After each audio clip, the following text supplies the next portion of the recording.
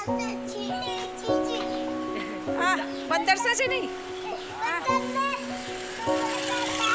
हाँ हाँ हाँ, अच्छा कितना दल्लाई नमस्ते, कितना दल्लाई वो बोतल कहाँ से आई? कितना से मोल लाओ?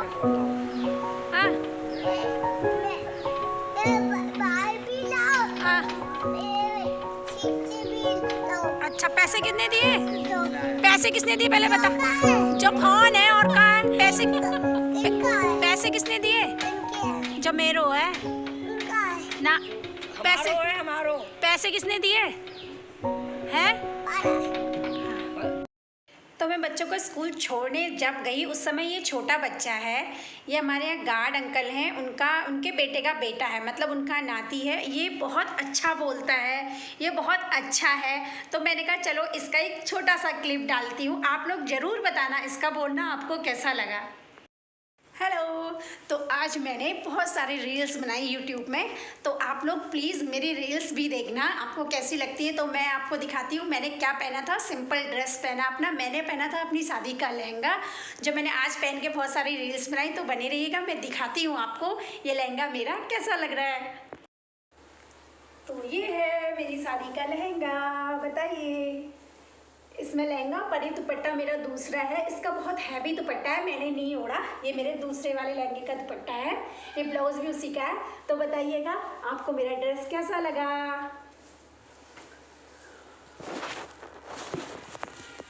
और मैं मेकअप वगैरह भी कुछ नहीं करती हूँ, मैंने सिर्फ सन क्रीम लगा रखा है और ज़रूर मैंने आज आईलाइनर यूज़ किया हुआ है। तो बताइएगा आप लोगों को मेरा ये ड्रेस कैसा लगा, मेरा लहंगा कैसा लग रहा है आपको। जो हम रील्स वगैरह बनाते हैं, रील बनाने भी मुझे 1-1.5 घंटा एक रील के लिए लग जाता है।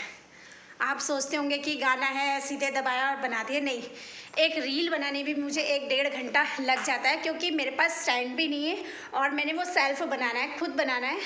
तो कभी गलत हो गया, कभी कुछ हो गया, बटन दबाते रहो फिर दोबारा बनाओ। एक रील को ऐसी करने में मैं तो मतलब 15 बार ये देखती हूँ कि सही हुआ नहीं हुआ, सही हुआ नहीं हुआ। उसके बाद में मुझसे जैसा बनता है फिर मैं डाल देती हूँ, क्योंकि देखो करत करत अभ्यास ते जड़मत हो सुजान, इसलिए अभ्यास करते रहना चाहिए। चाहे हम कितनी बार हारे, कितनी बार जीते, कुछ भी हो, लेकिन हमें ये कि हमें जो काम कर रहे हैं, जो लगन है, उसे छोड़ना नहीं चाहिए। तो चलिए डाल आते हैं छत में कपड़े जो मैंने वॉश कर लिए हैं, और आपको दिखा देता है यहाँ का मौसम भी कि मौसम कैसा है। धुंध भी है, हवा भी है, हल्का हल्का सा कोहरा भी है, सब चीज़ है आज। तो देखिए, दिखा कैसा मौसम है। और मैं डाल लेती हूँ कपड़े भी, थोड़ी बहुत कपड़े हैं मेरे, रोज़ के कपड़े हैं, कपड़े रोज़ ही धुलते हैं। तो बने रहिएगा मेरे साथ, मैं तब तक डाल लेती हूँ कपड़े।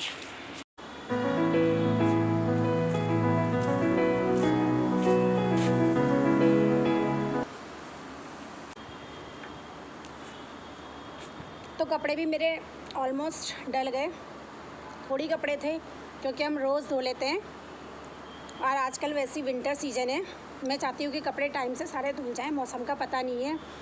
अगर मैं बचा के कपड़े रखूँगी मेरे लिए ही बर्डन है, वो बहुत सारे से कपड़े हो जाएंगे, और फिर आजकल मौसम का पता नहीं है, इसलिए जो रेगुलर होते हैं, रोज़ के कपड़े होते हैं, मैं वॉश कर लेती हूँ उन्हें, और एक टेंशन फ्री हो जाती हूँ।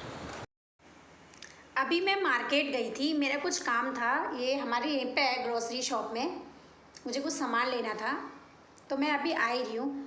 तो 2 बच्चे लड़ रहे थे, 9th-10th के बच्चे थे, वो यही होगी उनकी एज 14-15 ईयर्स होगी, मे बी शायद 16 भी हो सकती है।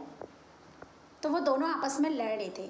मैंने पूछा तुम क्यों लड़ रहे हो, दोनों से पूछा मैंने, तुम दोनों क्यों लड़ रहे हो। तो उसमें से एक बोला, दीदी मैं अलग स्कूल का हूँ, ये अलग स्कूल का है। इसने मुझसे तू लहजे में बात करी, उसने मेरे से तू कहा। तो मैंने बोला क्यों, तो तू बोल दिया, क्या हुआ।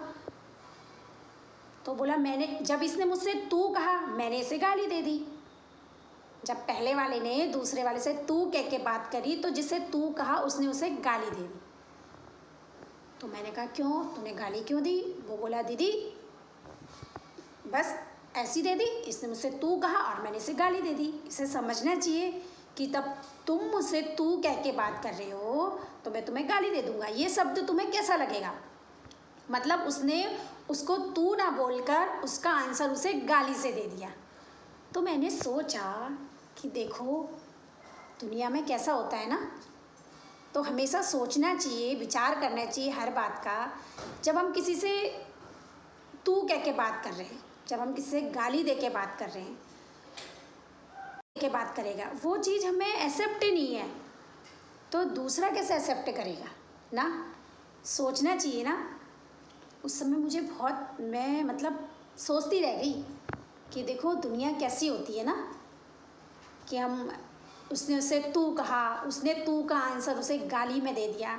तो हमेशा हमेशा इस बात को नोटिस करना चाहिए कि आप जैसा देंगे आप वैसा लेंगे। आज की दुनिया ऐसी हो गई है और करेक्ट होना भी चाहिए। जो लोग नहीं दे पाते, जो लोग चुप हो जाते हैं ना, तो उन्हें लोग दबाते हैं। वो सोचते हैं शायद ये कमज़ोर है। नहीं, कमज़ोर नहीं होता है।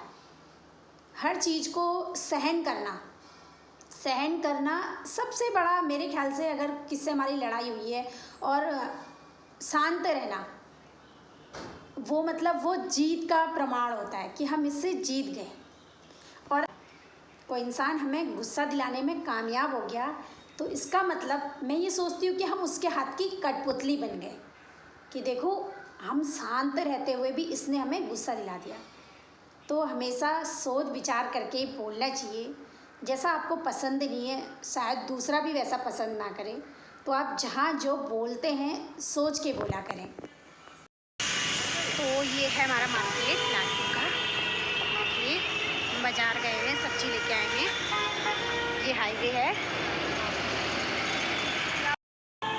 ये है फ्राइज़, बन रहे रोल और बर्गर्स, बहुत टेस्टी होते हैं यहाँ। आप लोकल से हैं तो ज़रूर विज़िट करें। और खाने लगे हैं अब हम गोलगप्पे, बहुत टेस्टी से।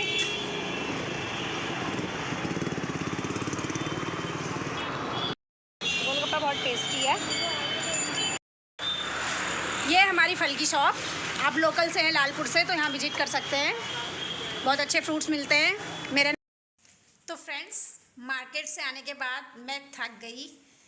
सब्जी मेरी बनी थी, दिन में थोड़ी कड़ी बनी थी और हमारे बगल में डॉक्टर साहब आंटी, मैं जिन्हें कहती हूँ, वो आज गुरुद्वारे में लंगर था तो हमारे लिए थोड़ी दाल लेके आई थी और हलवा भी लेके आई थी, जो कि हलवा तो तुरंत हमारे यहाँ मीठी चीज़ आते ही ख़त्म हो जाती है।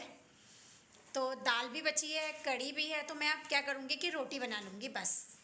तो यही था मेरा आज का दिन। मिलते हैं कल एक नई सुबह के साथ। तो स्वस्थ रहिएगा, मस्त रहिएगा, अपना ध्यान रखिएगा, क्योंकि आप किसी के लिए बहुत अनमोल हैं।